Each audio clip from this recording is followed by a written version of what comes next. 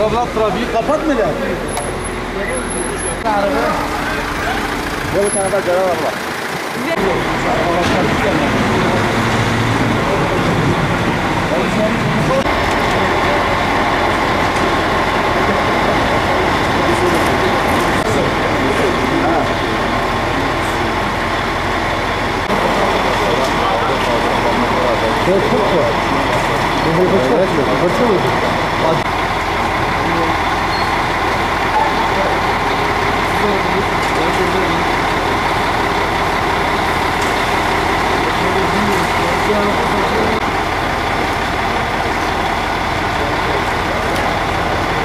Malumuz olduğu üzere bu sene çok bereketli bir kış yaşamaktayız Bitlis'te.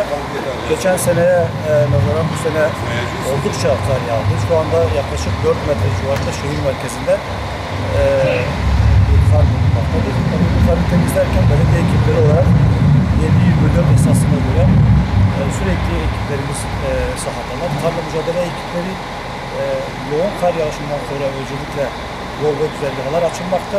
Bilahare o toplanan karlar kamyonlar marifetiyle şehir dışına çıkarmaktayız. Bazen de tabii engebeli bir araziye sahip olan Bitlis'te kısmi çığlara ve işte tehlikeli kar düşmelerine, kar kütlelerinin aşağıya düşmelerine tanık olmaktayız. Kale altı civarında da buna benzer bir risk fark ettik.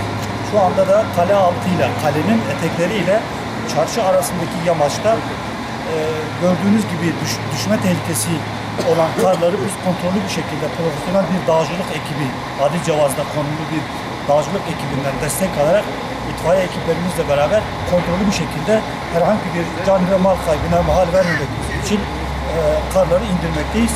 Yoğun bir çalışma içerisindeyiz.